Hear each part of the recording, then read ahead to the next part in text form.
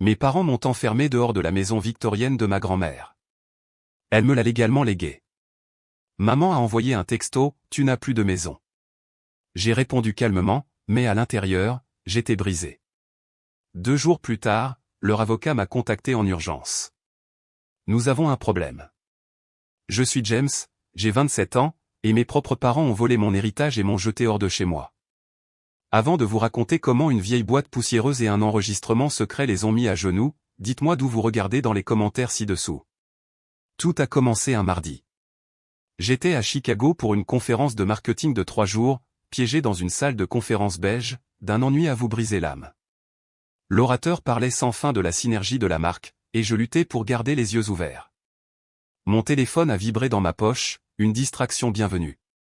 J'ai baissé les yeux, m'attendant à un email du travail ou à un mème d'un ami. C'était de ma mère. 5 mots qui ont fait exploser mon monde, serrure changée. Tu n'as plus de maison. J'ai cligné des yeux. J'ai relu les mots encore et encore. Ils nageaient sur l'écran, absurdes comme une langue que je ne comprenais pas. Ça devait être une blague. Une blague d'une cruauté spectaculaire, pas drôle du tout, mais une blague quand même. Je pouvais sentir mon cœur commencer à battre contre mes côtes, un rythme de tambour frénétique et paniqué dans la pièce autrement silencieuse. Ma maison? Elle ne pouvait pas vouloir dire, mais je savais qu'elle le voulait. La maison de ma grand-mère, la magnifique victorienne de Cambridge qu'Eleanor, ma grand-mère, mon ancre, m'avait légalement et affectueusement léguée dans son testament. Mes doigts étaient épais et maladroits, comme s'ils appartenaient à quelqu'un d'autre. J'ai tapé une réponse, essayant de projeter une confiance que je ne ressentais pas, un calme qui était exactement l'opposé du chaos hurlant dans ma tête. C'est une décision intéressante. Nous devrons en discuter. À l'intérieur, je me brisais en 1 million de morceaux. Je ne me souviens de rien du reste de la conférence. C'était un flou de mots et de visages insignifiants. Le vol de retour vers Boston a été une pure agonie. Chaque minute s'étirait en 1 heure. Le ronronnement des moteurs était le seul son dans ma tête. Lorsque l'avion a finalement atterri, j'ai conduit directement à Cambridge, un nœud d'appréhension nauséabonde se resserrant dans mon estomac à chaque kilomètre. J'ai remonté le sentier de pierre familier, le parfum des roses tardives que ma grand-mère avait planté il y a des décennies remplissant l'air. Un parfum qui avait toujours signifié la paix, mais qui ressemblait maintenant à une moquerie. J'ai mis ma clé dans la serrure. Le laiton froid était étranger dans ma main. Elle ne tournait pas. Je l'ai remuée, poussée. Rien. C'était réel. Il l'avait réellement fait. Et puis je les ai vus. À côté des buissons impeccables, empilés comme des déchets ordinaires attendant d'être collectés, il y avait des sacs poubelles noirs. Mes sacs poubelles, remplis de mes vêtements, de mes livres, de toute ma vie. Ils ne m'avaient même pas accordé la dignité des cartons. Je me suis effondré sur les marches froides et impitoyables, la clé inutile toujours serrée dans ma main. Comment ma propre mère et mon propre père pouvaient-ils faire cela? À ce moment-là, j'ai ressenti un isolement si profond que c'était comme un poids physique. Mais je ne savais pas alors ce que je sais maintenant, ce n'était pas le fond. Ce n'était que la première marche d'un long escalier sombre. 2 jours plus tard, un email avec un objet qui me glacerait le sang arriverait dans ma boîte de réception, avis juridique urgent. La guerre avait officiellement commencé. La première personne que j'ai appelée était David. Il est mon meilleur ami depuis que nous construisions des forts avec des coussins de canapé. J'ai dû avoir l'air d'un fantôme au téléphone parce que tout ce qu'il a dit, c'est « Où es-tu ? J'arrive te chercher. Ne bouge pas. » 1 heure plus tard, j'étais assis sur son canapé en cuir usé, une tasse de café refroidissant dans mes mains. L'histoire a jailli de moi dans un torrent d'incrédulité et de douleur. Ils ont juste jeté mes affaires comme des ordures, mec, ai-je dit, les mots se coinçant dans ma gorge. Toute ma vie dans des sacs poubelles. David faisait les 100 pas devant moi, son visage un nuage d'orage d'incrédulité et de colère juste. Il ne s'agit pas de toi qui as peint la bibliothèque, James, dit-il, s'arrêtant pour me regarder dans les yeux. Il ne s'agit de rien que tu aies fait. Il s'agit de... C'est autre chose, quelque chose de laid. Il avait raison. Et cette laideur mijotait depuis longtemps. Pour comprendre comment une famille en arrive là, vous devez comprendre ma grand-mère, Eleanor. Elle n'était pas seulement ma grand-mère. Elle était ma boussole, ma confidente, ma plus grande championne. La maison à Cambridge, une victorienne tentaculaire avec une âme, était dans notre famille depuis 3 générations, et elle en était le cœur. Alors que mes parents, Thomas et Catherine, et mon jeune frère, Michael, vivaient une vie de classe moyenne parfaitement normale dans une maison de banlieue modeste, la maison d'Eleanor était mon véritable sanctuaire. C'était un lieu d'histoire, d'histoire. J'ai trouvé un avocat le lendemain. Elle s'appelait Sophia Chin. Elle avait un petit bureau pointu au centre-ville qui respirait une compétence tranquille. Elle a écouté toute mon histoire sans interruption, son expression illisible. Quand j'ai eu fini, je me sentais émotionnellement épuisé, comme si je venais de courir un marathon. Puis elle a commencé, ses doigts en forme de flèche, son regard direct et d'une perspicacité déconcertante. Votre grand-mère, saine d'esprit et de corps, vous a légué sa propriété légalement détenue dans un testament inattaquable.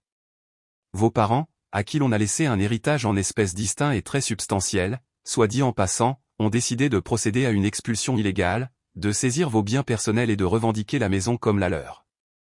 Quand vous le dites comme ça, dis-je, un rire sans humour s'échappant de moi, ça a l'air encore plus insensé. Ça l'est, confirma-t-elle, sont ton plat. Et vos finances? J'ai hésité, la honte familière m'envahissant. Je suis responsable marketing. J'ai des économies, mais pas du genre mener une guerre juridique contre ma famille pour une maison de plusieurs millions de dollars. J'ai sorti mon téléphone et lui ai montré mon application bancaire. Le nombre était respectable pour un jeune de 27 ans, mais il serait vaporisé dans un véritable combat juridique. Elle hocha la tête lentement. D'accord, nous pouvons travailler avec un plan de paiement, mais vous devez comprendre, James, ce n'est pas un malentendu. C'est une déclaration de guerre. Il compte sur le fait que vous n'avez pas les ressources ou la volonté de riposter. Notre travail est de prouver qu'ils ont tort. Sans équivoque. Sa confiance était une bouée de sauvetage.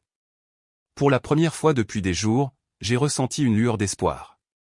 Quelle est notre première action?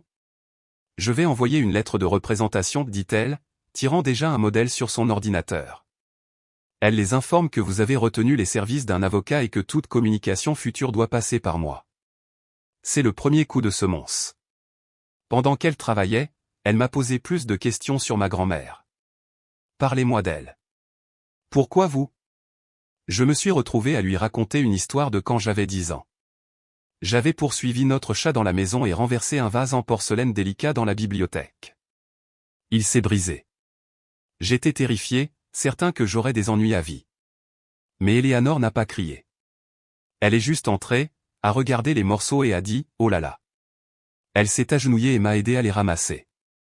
Tu sais, m'a-t-elle dit, sa voix douce, au Japon, il y a un art appelé kintsugi. Il répare la poterie brisée avec de l'or. Il croit que quand quelque chose a été brisé et a une histoire, il devient plus beau.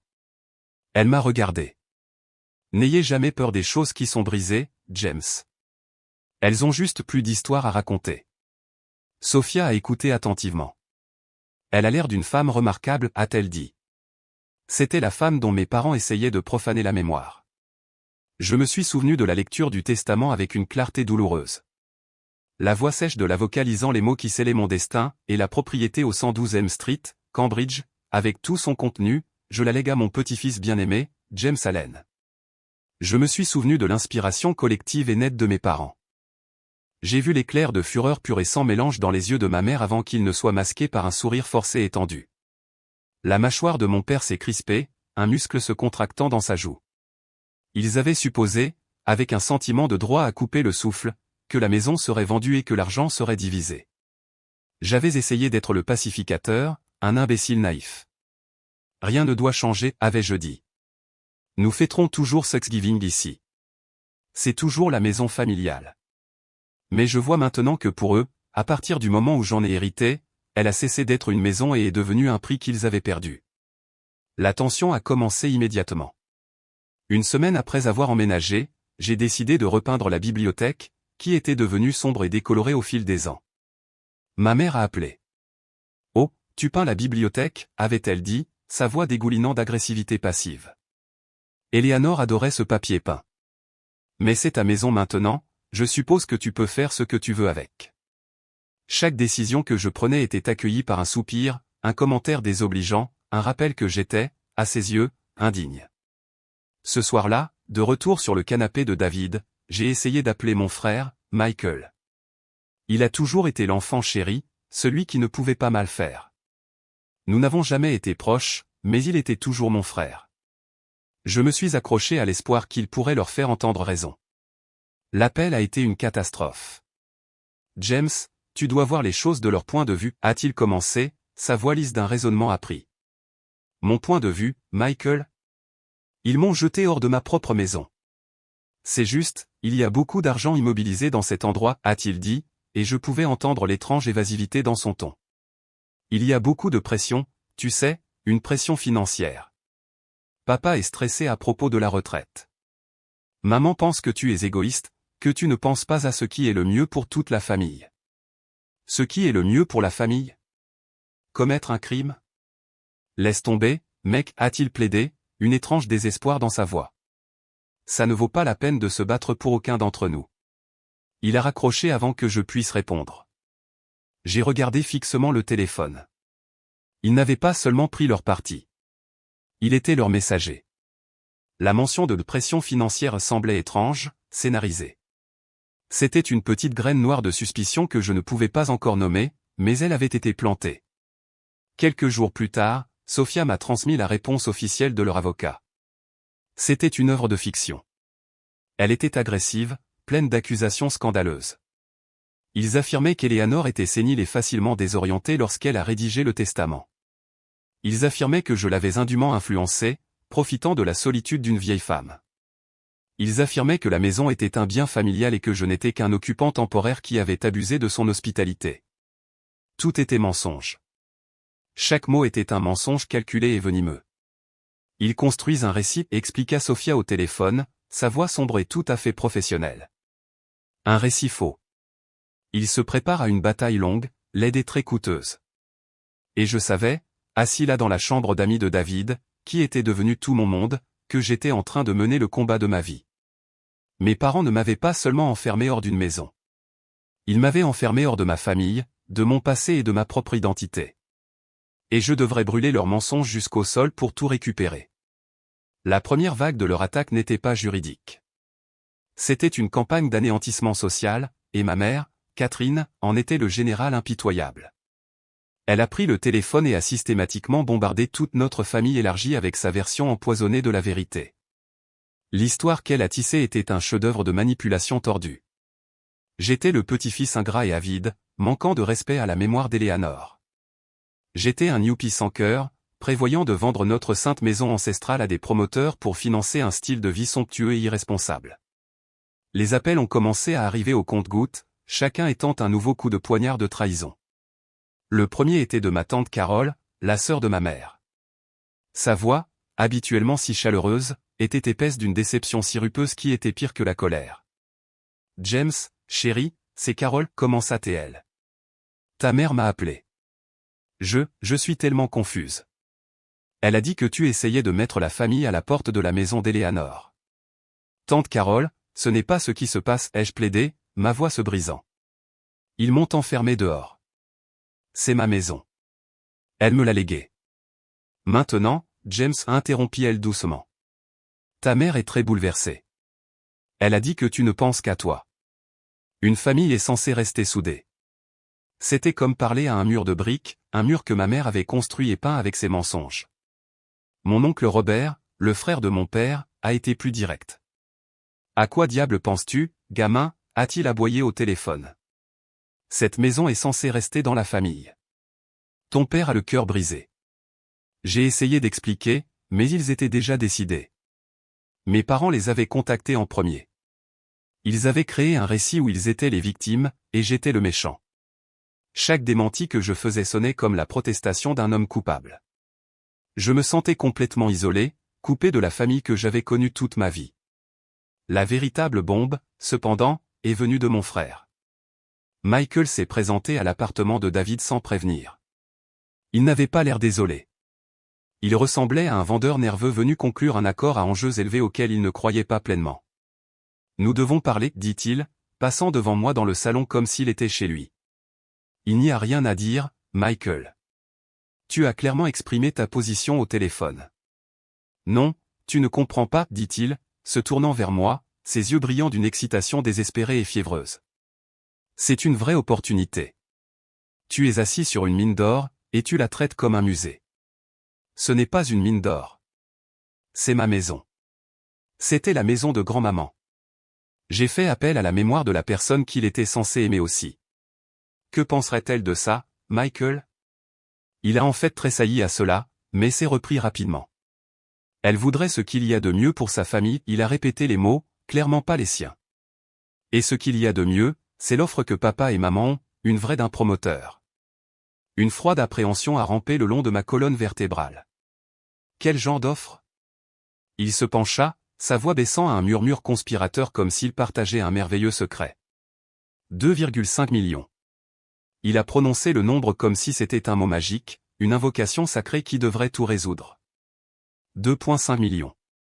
Il a dit le nombre comme si c'était un mot magique, une invocation sacrée qui devrait tout résoudre. 2 500 000. Il flottait dans l'air entre nous, obscène et scintillant. Soudain, tout prenait un sens esséurant. La pression, les mensonges, la méchanceté. Il ne s'agissait pas de tradition familiale ou de sentiments blessés.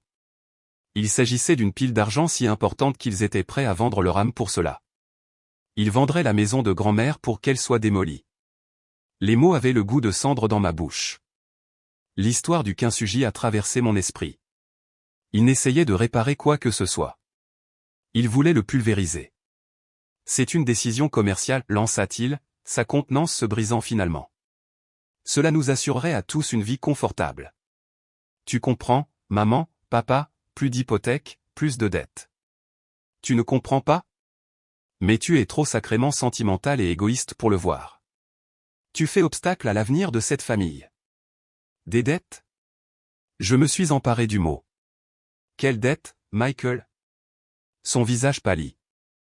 Ce n'est rien. C'est juste, la vie est chère. Sors, dis-je, ma voix dangereusement calme. James, réfléchis juste. J'ai dit, sors. J'ai rugi. Une vague de fureur si puissante qu'elle m'a choqué. Pour la première fois, il a eu peur. Il s'est précipité hors de l'appartement, laissant derrière lui la puanteur de son avidité et de son désespoir. J'ai immédiatement appelé Sophia. C'est pire que nous ne le pensions, lui ai-je dit, ma voix tremblant pendant que j'expliquais l'accord avec le promoteur. Il y a eu une longue et froide pause à l'autre bout du fil. D'accord, dit-elle finalement, sa voix sombre. Cela change la donne. Ce n'est plus seulement une querelle de famille. C'est un complot visant à commettre une fraude. Ils n'essaient pas seulement de prendre ta maison. Ils essaient de la liquider avant que tu puisses les arrêter. La prochaine action qu'ils ont entreprise était encore plus dépravée. J'étais à mon bureau au travail, essayant de me concentrer sur une nouvelle campagne publicitaire, sentant les regards suspicieux de mes collègues. Les rumeurs se répandaient déjà, j'étais le type avec le drame. J'essayais d'ignorer les chuchotements provenant de la machine à café lorsque la réceptionniste a fait sonner ma ligne. James, il y a un monsieur qui veut vous voir. Un huissier de justice. Mon sang s'est glacé. Un huissier de justice ici? Je suis sorti dans le hall sur des jambes de plomb, mon visage brûlant d'une humiliation presque physique. Un homme à l'air ennuyé dans un costume bon marché m'a tendu une enveloppe épaisse. Mes collègues regardaient, leur visage un mélange de pitié et de curiosité morbide. Je l'ai ouverte là, dans le hall. C'était un procès. Ils me poursuivaient, leur propre fils. Mais ce sont les détails, la cruauté calculée de la chose, qui m'ont donné la nausée.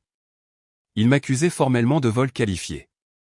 Ils affirmaient que lorsque je vivais dans la maison, j'avais volé des objets de famille inestimables, les mêmes objets qu'ils avaient gardés lorsqu'ils m'avaient enfermé dehors, la boîte à bijoux de ma grand-mère, le testament original, mon propre acte de naissance et mon passeport. Ils m'accusaient d'avoir volé des choses qu'ils m'avaient eux-mêmes volées. C'était une manœuvre stratégique et vicieuse conçue pour complètement détruire mon personnage, et cela fonctionnait. Cet après-midi-là, mon patron, Monsieur Miller, m'a appelé dans son bureau. C'était un homme rigide et pragmatique qui valorisait la réputation de l'entreprise par-dessus tout. James, ferme la porte, dit-il, son visage grave. Je ne vais pas tourner autour du pot. J'ai reçu des appels anonymes, au sujet d'un rapport de police déposé contre toi, au sujet d'un procès. Qu'est-ce qui se passe au nom de Dieu? J'ai essayé d'expliquer, mais tout cela semblait si insensé, si mélodramatique, mes parents m'enfermant dehors, l'accord avec le promoteur, les fausses accusations de vol. Je pouvais voir le mur de scepticisme dans ses yeux. C'est le bordel, James, dit-il, soupirant, pinçant l'arête de son nez. Un bordel très public, très laid. J'ai quitté son bureau avec l'impression de me noyer dans du ciment. Il n'essayait pas seulement de prendre ma maison. Il démantelait systématiquement ma vie, pièce par pièce, ma famille, ma réputation, ma carrière. Ce soir-là, j'ai appelé Sophia, ma voix tendue d'une rage dont je ne me savais pas capable. Ils ont franchi toutes les limites, Sophia, dis-je. Plus question de jouer la défense. Ils veulent une guerre? Nous allons leur donner une guerre. Les semaines suivantes ont été un maelstrom de guerre juridique. Sophia était un requin dans son élément, déposant des contre-requêtes, exigeant des découvertes, enterrant leur avocat sous tellement de paperasse qu'il regrettait probablement d'avoir accepté l'affaire. Nous avons finalement remporté une petite mais significative victoire, une ordonnance du tribunal m'accordant un accès immédiat et non accompagné à la propriété pour récupérer mes biens restants et, surtout, pour évaluer son état pour le procès. J'avais l'impression que la marée tournait enfin, une petite lueur d'espoir dans une mer d'obscurité absolue. Cet espoir a été anéanti par un seul appel téléphonique le lendemain matin. C'était Monsieur Miller. Son ton était sec, professionnel, mais les mots étaient une guillotine d'entreprise prête à trancher la carrière que j'avais travaillé si dur à construire. James, commença-t-il, sans préambule, j'ai discuté de la situation avec le conseil d'administration, du procès, des accusations de vol. C'est devenu une responsabilité que nous ne pouvons pas ignorer. Nous ne pouvons pas avoir nos responsables en contact avec la clientèle impliquée dans ce genre de conflit public. Mon cœur battait contre mes côtes. Monsieur Miller, je peux vous assurer qu'il s'agit de fausses allégations. Je me bats contre elles. Je te crois, dit-il. Et pendant un instant, j'ai entendu une parcelle de sympathie sincère qui rendait les choses encore pires. Sur un plan personnel, James, je suis désolé que tu traverses cela. C'est un cauchemar. Mais sur un plan professionnel, mes mains sont liées. La décision du conseil d'administration est définitive. Nous te mettons en congé administratif payé, avec effet immédiat. Un congé payé, un euphémisme d'entreprise pour être mis dans une boîte jusqu'à ce que tu ne sois plus un problème. Résous ça, James, termina-t-il, sa voix redevenant professionnelle. Remets de l'ordre dans ta vie. L'entreprise ne peut pas être vue sous ce jour. La ligne est devenue muette. Je suis resté assis dans ma voiture pendant longtemps, l'ordonnance du tribunal assise sur le siège passager ressemblant plus à un morceau de papier sans valeur qu'à une arme. Je venais de perdre mon emploi. Ma famille me méprisait. Ma réputation était en lambeaux. Que pouvait-il bien me prendre d'autre? Avec une profonde et frissonnante respiration qui me donnait l'impression d'inspirer du verre pilé, j'ai démarré la voiture et j'ai conduit à Cambridge. Je devais faire face à la maison. Je devais voir ce qu'il restait. L'air d'automne était froid lorsque j'ai remonté le même chemin que j'avais emprunté 1000 fois dans la joie et dans la tristesse. Cette fois, j'avais une ordonnance du tribunal à la main au lieu d'une clé. Comme Sophia l'avait demandé, j'ai affiché une copie sur la porte d'entrée pour l'effet juridique. Et puis le serrurier qu'elle avait organisé s'est mis au travail. La serrure, un morceau de métal nouveau et hostile, s'est ouverte avec un déclic. La lourde porte en chêne s'est ouverte vers l'intérieur avec un long gémissement lugubre, comme si la maison elle-même souffrait. Silence. Un silence profond et résonnant qui était totalement, terriblement faux. Le grand hall d'entrée, qui aurait dû être rempli du tic-tac réconfortant de l'horloge de parquet ancienne et du tapis persan moelleux qu'Eleanor aimait tant, était nu. Les murs étaient nus, avec des rectangles pâles et fantomatiques là où des photos étaient accrochées depuis des décennies. J'ai marché de pièce en pièce, mais pas résonnant d'une manière déconcertante dans le vide. Mon cœur battait contre mes côtes, un oiseau frénétique piégé dans une cage. Ils l'avaient dépouillé. Ce n'était pas seulement mes effets personnels qu'ils avaient pris. C'était tout. Les meubles anciens, les peintures de paysages, les tapis de soie, les lampes en cristal. Ils avaient pris l'histoire. Ils avaient arraché l'âme de la maison. Je suis entré dans la bibliothèque. C'était la pièce où Eleanor m'avait appris le kintsugi, à trouver la beauté dans les choses brisées. Maintenant, ce n'était plus qu'une boîte. Les étagères qui avaient contenu des générations d'histoire avaient disparu. Les fauteuils en cuir confortable avaient disparu. Le bureau où elle écrivait ses lettres avait disparu. C'était leur dernier acte de violation ultime. Il ne s'agissait plus d'argent, pas entièrement. Il s'agissait d'effacement. Il voulait effacer toute trace de la vie de ma grand-mère, de ma vie dans cette maison. Il voulait me laisser avec rien d'autre qu'une coquille creuse et sans valeur, un monument à leur victoire. Je me suis finalement effondré sur le sol poussiéreux au milieu du salon vide, le soleil bas de l'après-midi entrant à flot par les fenêtres nues, illuminant 1 million de particules de poussière dansante. Je n'avais plus rien, ni emploi, ni famille, ni maison. Ils avaient gagné. Le désespoir était un poids physique, une pression écrasante sur ma poitrine qui rendait la respiration difficile. Je ne sais pas combien de temps je suis resté assis là, juste une chose brisée dans une maison brisée. Mais alors que mes yeux scannaient le sol, j'ai vu quelque chose dans le coin, à moitié caché sous un tas de poussière et de débris laissés par les déménageurs. C'était un petit livre usé relié en cuir, l'une des rares choses qu'ils avaient manqué ou jugé sans valeur. J'ai rampé et je l'ai ramassé. C'était l'ancien carnet d'adresse de ma grand-mère, une relique d'une époque antérieure au téléphone portable. Je l'ai ouvert, les pages fragiles et sentant légèrement la lavande. J'ai fait glisser mon doigt sur la liste des noms, un appel fantomatique de sa longue vie.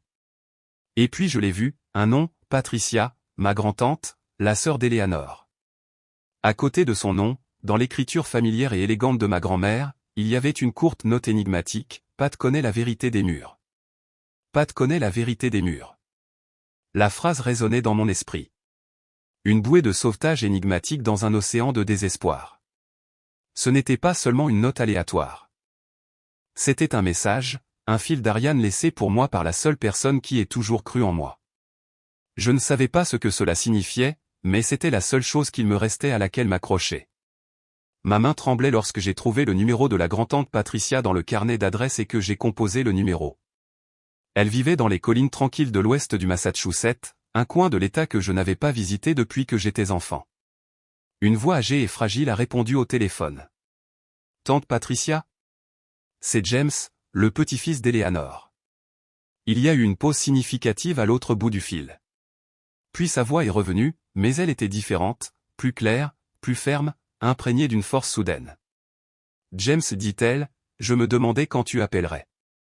J'attendais. » Le trajet jusqu'à sa petite ferme propre a été rempli d'une énergie nerveuse et électrique. Chaque kilomètre soulevait davantage de questions. Que pouvait-elle bien savoir? Quelle vérité les murs de cette maison violée recelaient-ils? Patricia était une version plus petite et plus acérée de ma grand-mère. Elle avait les mêmes yeux perçants d'intelligence, le même air pragmatique qui ne souffrait pas les imbéciles. Elle m'accueillit, me fit asseoir à sa table de cuisine en chêne robuste et plaça une tasse fumante de thé fort devant moi. Elle ne perdit pas un instant en bavardages inutiles. « Votre grand-mère n'était pas idiote, James, dit-elle, son regard fixe et direct. Ce n'était pas une vieille femme fragile. Elle était vive d'esprit jusqu'à son dernier jour. Elle a vu la cupidité chez vos parents bien avant vous. Cela lui a brisé le cœur, mais elle l'a vu. Elle savait qu'il n'honorerait pas ses souhaits s'il pensait pouvoir s'en tirer. Alors, elle a élaboré un plan d'urgence. Mon cœur se mit à battre plus fort. Un plan d'urgence? Éléanore croyait qu'il fallait espérer le meilleur mais se préparer au pire. Patricia continua. Elle disparut dans une autre pièce et revint avec une boîte en bois poussiéreuse, de la taille d'une boîte à chaussures. Elle était simple, sans ornement, mais lorsqu'elle la posa sur la table entre nous, elle sembla être l'objet le plus important de l'univers. Elle me l'a donné un mois avant de mourir, expliqua Patricia, sa main posée sur le couvercle. Elle a dit, Pat, garde ça précieusement. C'est ma police d'assurance. Ne le donne à personne, pas même à James, à moins qu'il ne vienne demander la vérité. Elle était persuadée que tu te battrais pour la maison, James. Elle connaissait ton caractère et elle voulait s'assurer que tu aies les munitions pour gagner. Avec des doigts tremblants, j'ouvris la boîte. À l'intérieur, nichés dans du papier de soie jaune qui crépitait avec l'âge, se trouvaient 2 objets, un épais journal relié en cuir et un petit enregistreur à micro-cassette à l'ancienne avec une poignée de minuscules cassettes étiquetées. « Qu'est-ce que c'est » chuchotai-je en ramassant la petite machine. Elle me semblait incroyablement lourde. « Ça, dit-elle, en tapotant l'enregistreur d'un doigt ferme, c'est la vérité. » Le jour de la réunion de règlement arriva. Ce n'était pas un procès, mais une séance de médiation obligatoire dans une salle de conférence stérile et sans fenêtre qui sentait le café rassis et le désespoir. Sophia et moi d'un côté de la table polie, mes parents, Thomas et Catherine, et leur avocat de l'autre. Mes parents avaient l'air satisfaits, rayonnant d'une confiance tranquille. Ils pensaient m'avoir réduit à la soumission. Ils m'avaient pris ma maison, m'avaient fait perdre mon emploi et avaient méthodiquement monté ma famille contre moi. Que pouvais-je bien avoir de plus? Mon père ajusta sa cravate coûteuse, l'air ennuyé. Ma mère me lança un regard si méprisant qu'il me coupa presque le souffle. Leur avocat commença, sa voix un monotone traînant. Compte tenu de la situation professionnelle actuelle de M. Allen, commença-t-il, laissant l'insulte planer dans l'air, et des preuves accablantes de son instabilité émotionnelle, nous sommes prêts à offrir un règlement en espèces modestes pour ses biens revendiqués en échange de son renoncement à toutes les revendications frauduleuses sur la propriété. Je les observais, le cœur noué d'une froide et dure colère dans ma poitrine. Il ne ressentait rien, pas une once de remords ou de culpabilité. J'établis un contact visuel avec ma mère, et elle soutint mon regard, ses yeux comme des éclats de glace. Sophia laissa le silence planer dans l'air un instant, laissant leur arrogance envahir la pièce. Puis elle sourit, un sourire mince et dangereux qui n'atteignait pas ses yeux. C'est une interprétation très créative des faits, dit-elle avec douceur.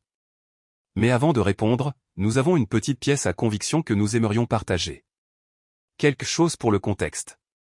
Elle plongea la main dans son élégante mallette et sortit le petit enregistreur à cassette d'aspect bon marché. Elle le plaça au milieu de la table. Ma mère ricana.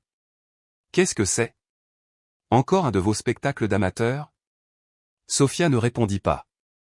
Elle appuya simplement sur le bouton de lecture. Le grésillement brut d'une vieille bande envahit la pièce. Puis une voix, la voix de ma mère, aiguë, en colère et laide, absolument ridicule. Mère qui laisse la maison à James? C'est un enfant. Il va la ruiner. Il ne le mérite pas. Puis la voix de mon père, plus basse, plus menaçante, un ton que je ne lui avais jamais entendu utiliser, il faut penser à ton avenir. Un établissement de soins peut être un endroit très solitaire. Mais si tu vendais la maison, si tu partageais le produit de la vente, tu serais très à l'aise. Nous nous en assurerions. C'est la solution intelligente. La voix de ma mère à nouveau, aussi froide qu'un serpent, tu es égoïste et sentimental. Si tu ne fais pas ce qui est juste pour cette famille, nous pourrions ne pas être en mesure de te rendre visite aussi souvent. Le trajet est long. Tu comprends. La pièce était complètement, mortellement silencieuse, à l'exception du bruit de la bande qui tournait. J'observais les visages de mes parents se transformer. La couleur s'était retirée des joues de ma mère, laissant un masque gris pâle. Sa bouche était légèrement ouverte, ses yeux grands ouverts d'une horreur animale naissante. Mon père semblait rétrécir physiquement dans son costume coûteux, son regard fixé sur ses mains, qui tremblaient violemment sur la table. Ils n'entendaient pas seulement leur cupidité, ils s'entendaient eux-mêmes faire du chantage et terroriser émotionnellement leur propre mère mourante. Leur avocat les regardait fixement, son sang-froid professionnel brisé, remplacé par un regard de pur choc absolu. Mais la cassette n'était pas finie. Le bruit de leurs pas s'éloignait sur l'enregistrement, suivi du clic d'une porte, puis d'une nouvelle voix, celle de ma grand-mère. Elle avait dû laisser l'enregistreur allumé. Sa voix était faible, empreinte de douleur, mais claire comme un cristal. Elle soupira, un long et las soupir qui me brisa le cœur. Oh, Thomas, Catherine, que vous est-il arrivé? Quand vos cœurs sont-ils devenus si petits? Il y eut une pause, et je pouvais entendre sa respiration calme et tremblante. Mais j'aime James. Ce garçon. Il a une bonne et honnête âme. Il voit les histoires. Cette maison a besoin d'une âme comme la sienne pour la garder en sécurité. J'espère qu'ils retrouveront le chemin de la lumière un jour. Mais je dois protéger mon garçon. Je dois protéger James. Une seule larme chaude traça son chemin sur ma joue. Ce n'était pas une larme de tristesse. C'était une larme d'amour et de gratitude accablant. Même d'outre-tombe, elle me protégeait encore. Sophia appuya sur le bouton stop. Le silence qui suivit fut absolu, lourd et accablant. Ma mère pleurait ouvertement maintenant, pas des sanglots bruyants, mais les larmes silencieuses, secouant les épaules de quelqu'un dont le monde entier venait d'être démoli. Mon père avait l'air d'un homme brisé, ayant vieilli de 10 ans en 10 minutes. Leur avocat regardait ses clients comme s'il les voyait pour la première fois.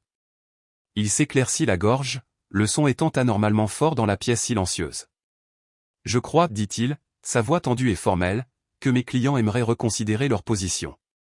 Il tourna son regard vers Sophia, un regard de respect contraint sur son visage. La médiation est terminée. Nous accepterons tous vos termes. C'était fini. Échec et mat. Ma grand-mère, avec un enregistreur à cassette à 5 $ et un amour qui transcendait la mort elle-même, venait de gagner la guerre pour moi.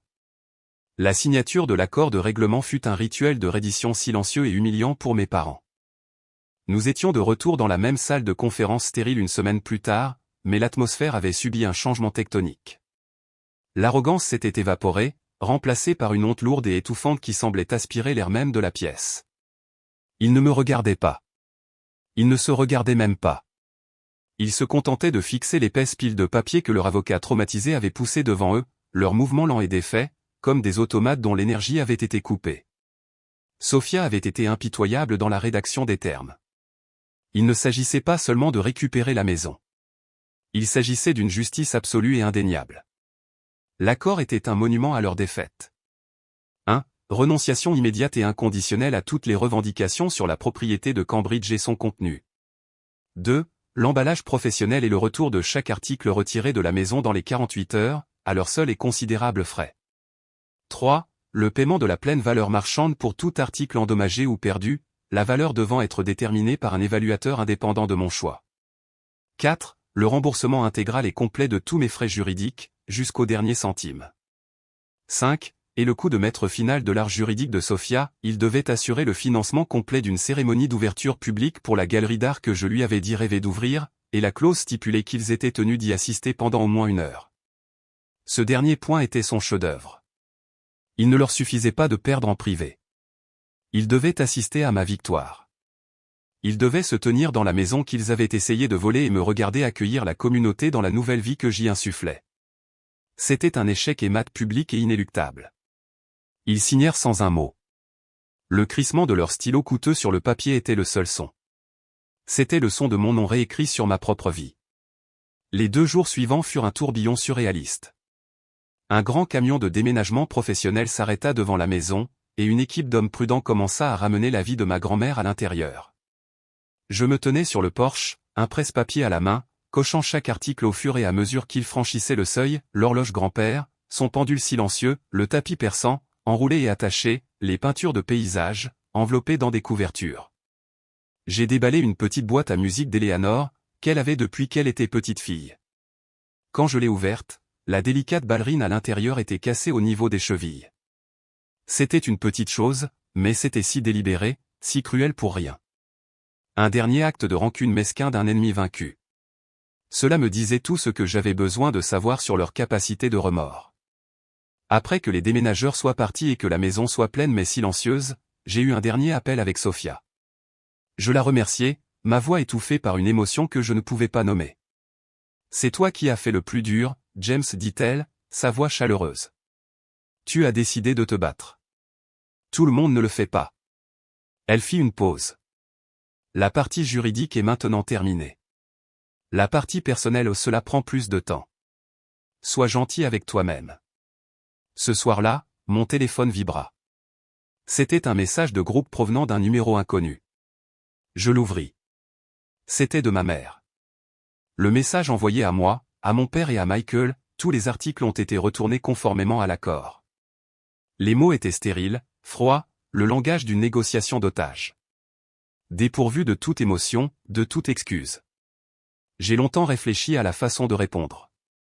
Une partie de moi, la partie blessée, voulait déchaîner toute la douleur et la colère que j'avais emmagasinée pendant des mois. Mais quel était l'intérêt? Ils n'étaient pas désolés de ce qu'ils avaient fait. Ils étaient seulement désolés d'avoir été pris. L'enregistrement le prouvait. Ils étaient des étrangers pour moi maintenant. Je tapais un seul et simple message en retour au groupe, l'accord est rempli. Les limites sont maintenant fixées. Ne les franchissez pas. J'appuyais sur envoyer, puis bloquais tous leurs numéros, un par un. Je ne ressentais plus de colère ni même de tristesse.